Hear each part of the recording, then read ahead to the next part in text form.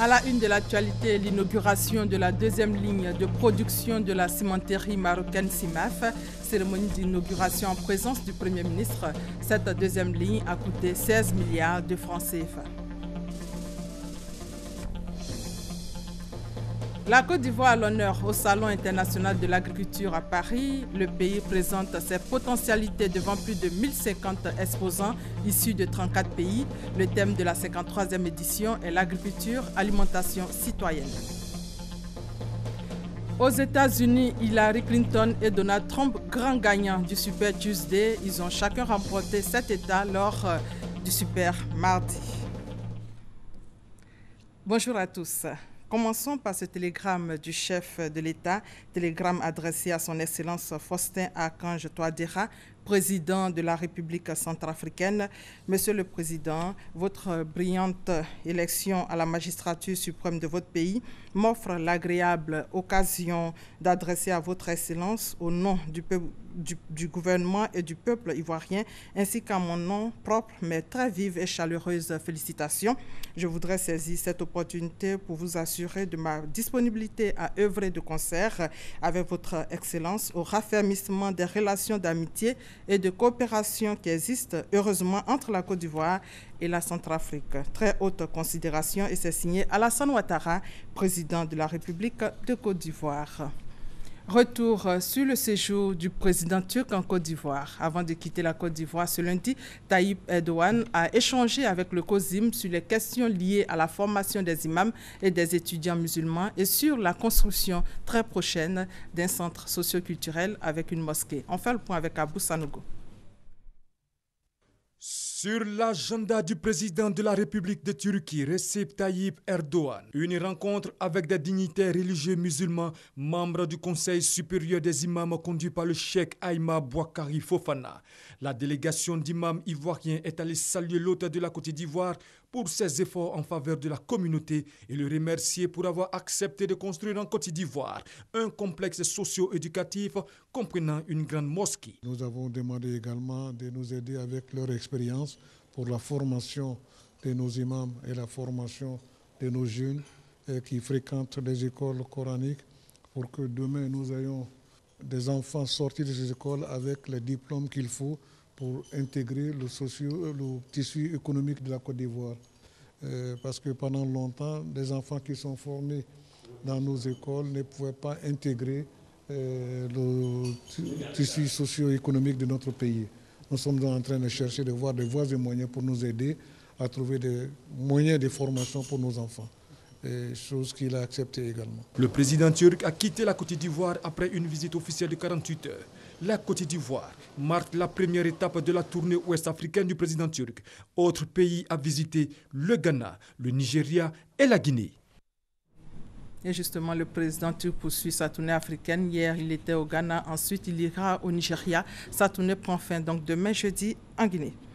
En bref, le président de l'Assemblée nationale se rend à Libreville pour participer à la 8e conférence des présidents d'Assemblée et des sections de la région Afrique de l'Assemblée parlementaire de la francophonie. La rencontre s'ouvre demain pour prendre fin le 5 mars à Libreville au Gabon. Elle vise à faire le bilan des activités politiques et sociales de la région Afrique. La réunion vient en prélude à la 24e Assemblée régionale de l'APF prévue cette année au Mali. Le Premier ministre a inauguré la deuxième ligne de production de la cimenterie marocaine CIMAF. L'entreprise CIMAF passera ainsi de 500 000 tonnes à 1 million de tonnes par an. Cette deuxième ligne a coûté 16 milliards de francs CFA. Regardez. La cimenterie marocaine CIMAF vient de lancer sa deuxième ligne de production. Bâtie sur 5 hectares, elle peut produire jusqu'à 1 million de tonnes par an, doublant ainsi sa production annuelle qui était de 500 000 tonnes chaque année pour un coût de 16 milliards de francs CFA. Nous avons mis les dernières technologies dans un cadre d'environnement très sain et surtout, cette technologie permet d'avoir une maîtrise de la qualité du produit. Et aujourd'hui, nous pouvons dire qu'avec cette capacité de 1 million de tonnes, nous pourrions faire face à la demande et surtout à la pression que nous avons vécues l'année dernière. Et donc, avec ça, on pourrait être à l'abri d'une pénurie. Cette deuxième ligne de production porte à 36 milliards de francs CFA l'enveloppe d'investissement du groupe en Côte d'Ivoire. Preuve que la société est engagée dans la reconstruction du pays, a reconnu le ministre de l'Industrie et des Mines, Jean-Claude Brou. La transformation structurelle de la Côte d'Ivoire en cours actuellement nécessite un développement soutenu du secteur industriel.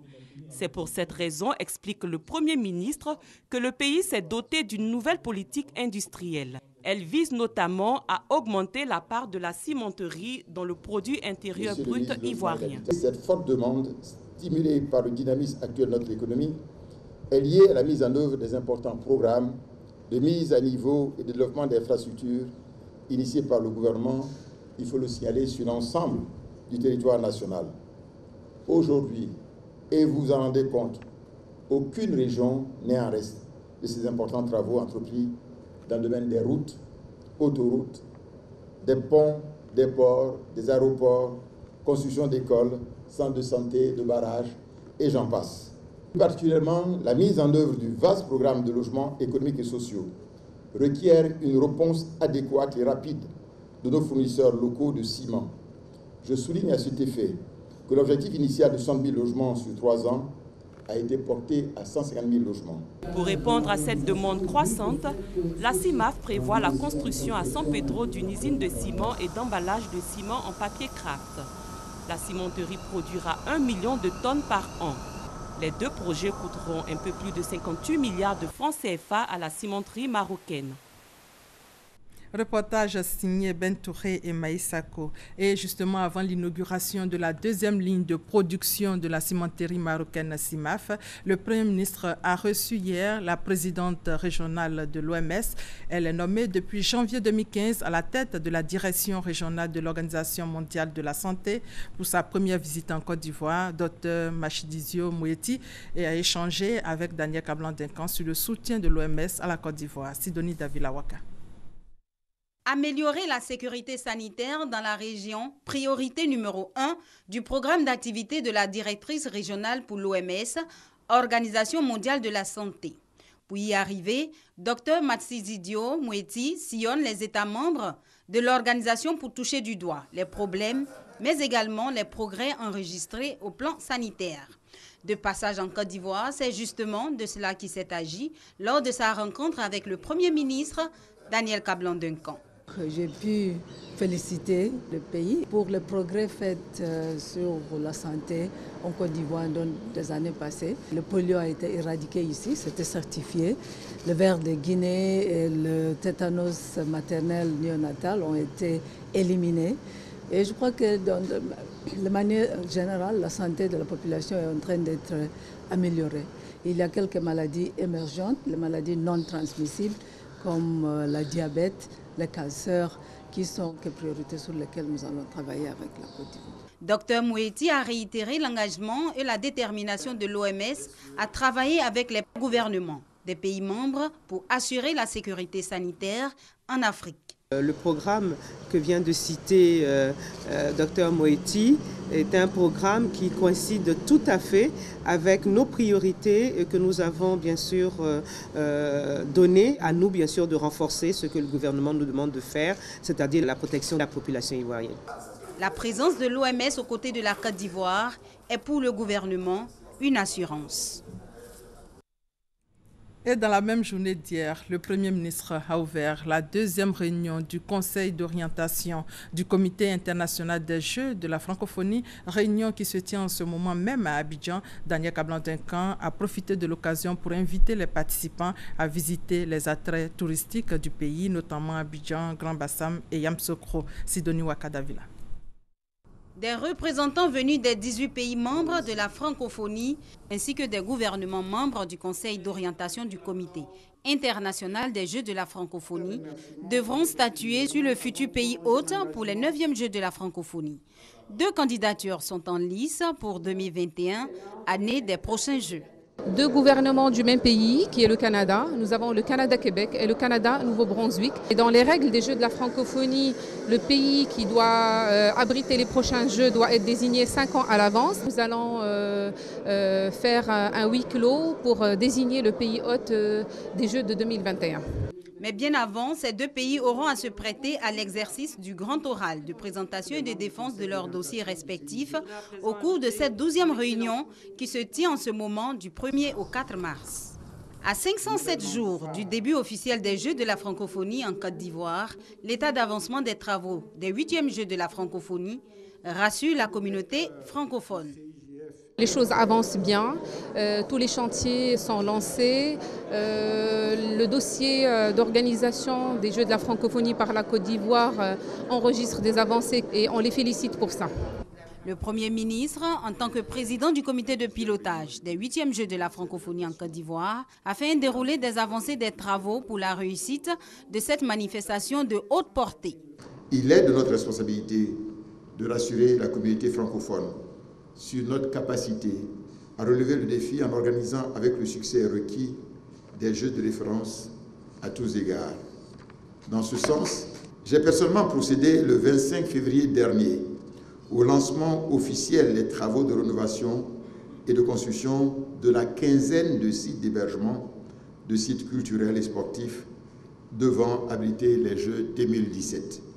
Les délais contractuels situent la livraison des chantiers les plus longs au mois de novembre 2016, soit environ 8 mois avant le début effectif des Jeux d'Abidjan. Pour assurer un plein succès à ces 8e Jeux de la francophonie prévus du 21 au 30 juillet 2017, le Premier ministre Daniel Kablan-Duncan a également souhaité la pleine implication du secteur privé, grand moteur de la croissance ivoirienne. En image, le chef du gouvernement a échangé avec la directrice chargée de la stratégie et des opérations pour la région Afrique de la Banque mondiale qui est en mission en Côte d'Ivoire. L'émissaire de la Banque mondiale et le Premier ministre Daniel Kablan-Duncan se sont penchés sur ce sujet. Comment soutenir la forte croissance économique du pays afin que les populations ivoiriennes bénéficient de ces retombées? La Banque mondiale entend soutenir la Côte d'Ivoire dans ses projets de développement. Le développement qui passe par la bonne gouvernance et justement dans le cadre de la bonne gouvernance, l'Autorité nationale de régulation des marchés publics a sanctionné 24 entreprises pour fraude dans le processus de passation des marchés. Michel Touré et Francis Boisfort pour plus de détails. Des marchés publics en Côte d'Ivoire. Que de rigueur et de mesures ces 2 dernières années. Nous avons rendu 139 décisions et dans ces décisions rendues, nous avons eu à procéder plus d'une trentaine de fois à des annulations de marché et à demander leur reprise dans le sens du droit. Et aussi examiner des dossiers d'entreprises qui se sont rendus coupables de manœuvres frauduleuses, de corruption, etc. Et à ce jour, l'ARMP exclut pour 2 ans de toute participation aux appels d'offres en Côte d'Ivoire 24 entreprises. Répondant aux préoccupations des journalistes relatives au taux significatif des passations des marchés gré à gré, le président de l'Autorité nationale de régulation des marchés publics s'est voulu explicite. On ne raisonne pas en termes de quantité, mais plutôt en termes de conditions qui prévalent à l'octroi de ces gré à gré. Par exemple, les urgences impérieuses, le cas d'unités de lieu de stockage ou d'investissement financier préalable important. L'étape de passation des marchés publics par affinité est révolue, a ajouté Koulibaly Nokarna. L'invité du 18e Presse Club de l'Union nationale des journalistes de Côte d'Ivoire a annoncé que désormais toutes les structures publiques seront auditées. Et cela dans le cadre de la promotion de la bonne gouvernance. Un numéro vert 800 00 est désormais mis à la disposition des populations pour dénoncer les cas de fraude. La Commission d'accès à l'information d'intérêt public et aux documents publics, la CAIDP, a désormais son site web pour avoir l'accès à l'information et aux documents publics en temps réel. Créé par le Centre d'information et de communication gouvernementale, le nouveau site web a été présenté aux responsables de la CAIDP, nous dit Konepa Gassoro. www.kaidp.ci. C'est le site web de la Commission d'accès à l'information d'intérêt public et aux documents publics CAIDP. La création de ce site par le Centre d'information et de communication gouvernementale CICG fait suite à une signature de convention entre les deux structures. Ce site web est un moyen important pour la vulgarisation et l'accomplissement de la mission de la KIDP. Il vient d'être remis aux responsables de cette structure. La Commission d'accès à l'information d'intérêt public et aux documents publics, autorité administrative indépendante, est chargée de veiller au respect et à l'application de la loi de décembre 2013 relative à l'accès à l'information d'intérêt public. Elle a également en charge l'évaluation effective du droit des personnes d'accéder aux informations d'intérêt public dans les organismes publics. Le projet Aide à la création de micro et petites entreprises, lancé à Mans par le ministre de la Jeunesse, de l'Emploi des Jeunes et du Service civique, Sidi Touré, c'est un sous-projet du programme C2D Emploi financé par l'Agence française de développement à hauteur de 10,2 milliards de francs CFA. Ce sont 1500 jeunes dans la région du Tonkpi qui vont bénéficier de ce projet, nous dit Eve Boué. Applaudissements nourris, cris joyeux, visages radieux, posent des photos avec leur ministre de tutelle pour immortaliser l'instant. Un instant mémorable dans la vie de ces jeunes issus des départements de Mans, d'Ananaison, bien commun. Dans quelques mois seulement, ils seront à même de se prendre en charge par la création de leur propre entreprise. Le projet Aide à la création de micro et petites entreprises MPE est lancé dans la ville de Mans. Il vise 1500 jeunes du secteur informel dans la région du Tonkpi. Il s'agit, dans le cadre de ce sous-projet, d'assurer la formation, l'encadrement et le suivi d'un jeune bénéficiaire dans la création de leurs micro et petites entreprises dans des domaines tels que la mécanique, la couture, la distribution et la transformation des produits alimentaires. Ces jeunes bénéficieront également d'un accompagnement pour la recherche des financements nécessaires à leur activité. Un encadrement qui sera assuré par l'ONG ODAFEM sous la supervision du Bureau de coordination des programmes emploi. L'accompagnement va permettre à ces jeunes-là d'abord d'être formés, d'être accompagnés pour avoir accès au financement, pour que l'entreprise soit créée et qu'eux-mêmes soient capables de générer d'autres emplois et recruter d'autres jeunes. Générer des emplois et recruter d'autres jeunes, une chose possible avec des idées, en témoignent des bénéficiaires reconnaissants. Mon micro-projet exerce dans le domaine du transfert d'argent, un domaine qui nourrit son homme et qui permet de créer aussi de l'emploi. Ne restons pas dans les maisons, ne dit-on pas que non, il n'y a pas d'argent, s'il y a des projets qui vont me financer. Viens avec ton idée, viens avec ton projet et puis ensemble on trouvera la solution. Et Sidi Touré a la solution de ça. Ce sous-projet MPE fait partie du vaste programme CD2 Emploi financé à hauteur de 10,2 milliards de francs CFA par le gouvernement français dans le cadre du contrat de désendettement et de développement. Dans la région du Tonkpi, le financement est de 297 millions de francs CFA. Dans le domaine de l'éducation nationale, les élèves du groupe scolaire Lokodjoro 1 et 2 peuvent désormais apprendre dans de bonnes conditions.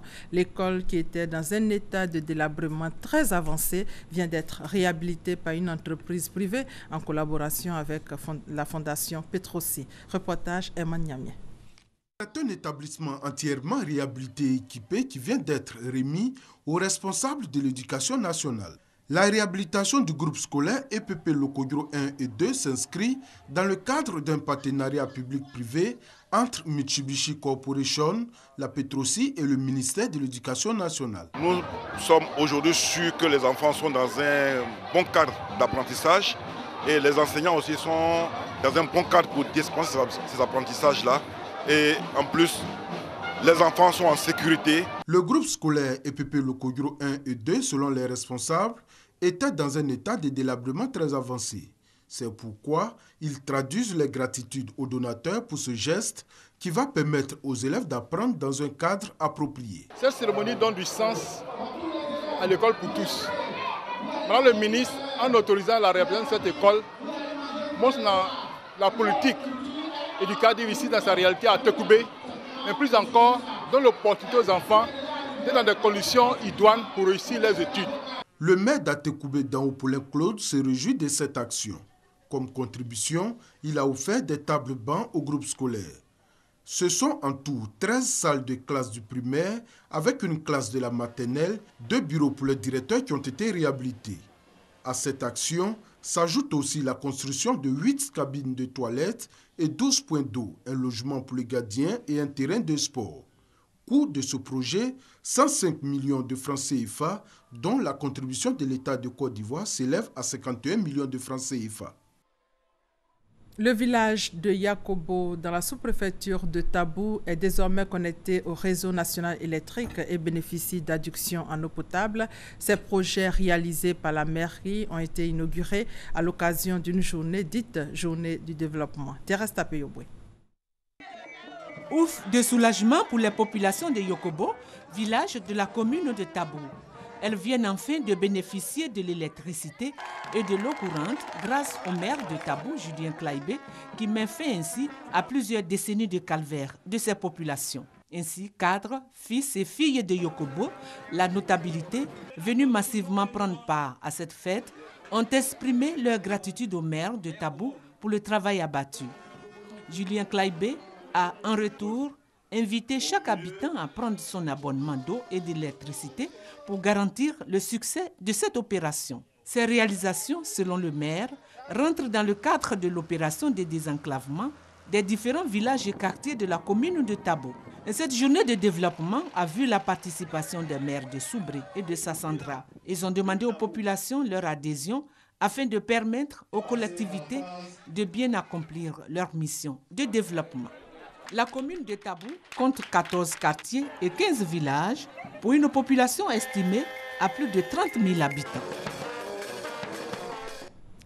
Intéressons-nous maintenant au SIA 2016, le Salon international de l'agriculture à Paris. 1050 exposants issus de 34 pays sur place. La Côte d'Ivoire est représentée à ce salon. Aujourd'hui, le pays est donc à l'honneur. Thème de la 53e édition, l'agriculture, alimentation citoyenne. Hervé Blé, notre envoyé spécial à Paris. Le Salon international de l'agriculture, une ferme géante de 4000 bêtes qui se visite avec grand plaisir. Ces nombreux visiteurs se voient offrir la possibilité d'approcher de près et de découvrir pour beaucoup des espèces particulières de l'élevage hexagonal. Fermiers et autres éleveurs ont de façon générale convergé des régions vers Paris. Ils font ainsi le bonheur des centaines de milliers de visiteurs du SIA, notamment de ces curieux venus d'Abidjan. Il est beau. J'aimerais voir la paix comme ça. Ce canard, c'est bien beau. Ces escargots sont d'Afrique, particulièrement de Côte d'Ivoire. Présents au stand du ministère des Ressources animales et halieutiques, ils sont l'objet de curiosité. Savoir la provenance et savoir est-ce qu'on mange et comment est-ce que ça se mange. Ah ouais, c'est énorme, c'est la première fois qu'on voit ça. Ils sont énormes. Ça se mange ou pas? Ils sont gros, hein. Ils n'ont pas peur, hein? Non, ça va. Ça va, c'est pas la petite bête qui va manger la grosse. Hein. Ils sont énormes. Les produits halieutiques, ici le tilapia et le mâchoiron, ne suscitent pas moins d'intérêt. La première chose qu'ils veulent savoir, c'est est-ce que l'espèce est comestible? D'abord, est-ce qu'en Côte d'Ivoire on en fait l'élevage et à quoi ça sert? À ce salon international de l'agriculture, la délégation du ministère des Ressources animales et halieutiques est conduite par le ministre Kobenan Kwasi Adjoumani. Le séjour parisien fait de découverte des nouveautés du monde agricole est mis à profit pour tisser des relations fortes qui favoriseront le développement de l'élevage en Côte d'Ivoire.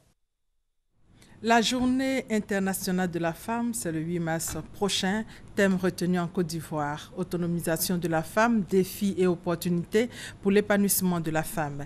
Quel est l'état des lieux en Côte d'Ivoire? Suivant le reportage d'Alexis Ouedraogo. La journée internationale de la femme, loin des célébrations fastes, c'est surtout l'occasion de faire le point des acquis en matière d'égalité du genre. En Côte d'Ivoire, les chiffres parlent d'eux-mêmes. 9 femmes au gouvernement en 2016 contre 5 femmes dans le précédent gouvernement, soit un bond de 8%. Au Conseil économique et social, les 17% de représentation féminine sont montés à 30%. Mieux, la gendarmerie a ouvert ses portes aux femmes. 36 d'entre elles y sont présentement en formation. Au niveau de l'EMPT, les petites filles sont désormais acceptées. Il y avait 20 jeunes filles qui étaient attendues, mais aujourd'hui, il y a 36 jeunes filles qui ont réussi. Dans le domaine de l'éducation, la petite fille cristallise tous les efforts. L'écart entre les petits garçons et les petites filles est fortement réduit par rapport à tout ce qu'on a fait pour les petites filles. La gratuité de l'école, les cantines scolaires, pour faciliter l'accès des filles à l'école. La lutte pour l'élimination des violences basées sur le genre, telles que l'excision, les violences conjugales, est engagée de front. Nous avons vu que quand les femmes étaient violées, elles avaient honte, la famille ne les accompagnait pas et personne ne les prenait en charge. On a condamné plus d'une trentaine d'auteurs de violences. Autour du thème 2016, autonomisation de la femme, défis et opportunités pour l'épanouissement de la famille, le ministère, conscient des nombreux défis restant à relever, veut impliquer tous à s'engager pour le respect du genre. La vision serait de chercher à réduire toujours ces inégalités de façon sectorielle. Il faut que les hommes s'engagent pour les femmes, parce que la société est faite d'hommes et de femmes. Donc notre grande vision, c'est de prendre en compte le genre en tant qu'outil d'analyse, d'orientation et de diagnostic sectoriel pour que les inégalités soient réduites. 2016, année de la femme, année de l'ivoirienne nouvelle, Yao Euphrasie veut y croire. Destination Kolia, où s'est déroulée la première édition du Festival international de blues et de la musique traditionnelle de la région de la Bagoué. Ambiance et commentaires, Serge Kolia. Feu d'artifice, podium géant, le tout rythmé par du live. Nous sommes en plein dans la chaleur musicale du Kolia Blues Festival.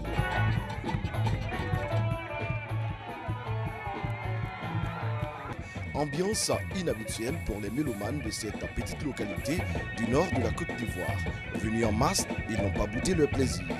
Kolia, devenu l'instant d'un festival capital du blues.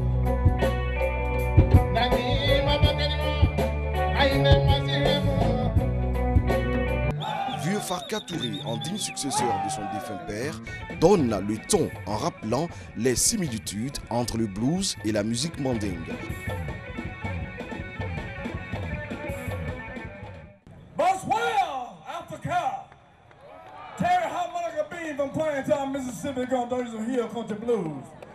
Dans le Mississippi, c'était maître du blues. Terry Bean a fait frémir les cordes de sa guitare et fait parler son harmonica.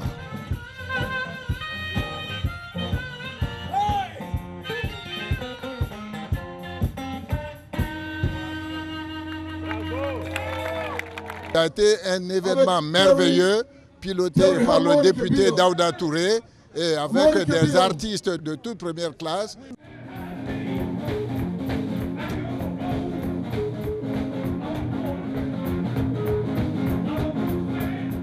Très content d'être à Kolia et de participer au Kolia Blues Festival. C'est une grande satisfaction parce que ce que les artistes ont démontré aujourd'hui est fantastique. Voir cet événement sur le sol de Kolia, c'est un honneur. Kolia était tout simplement émerveillé. De sa voix de stentor, Soul Ayom a couronné en beauté la première édition de Kolia Blues Festival.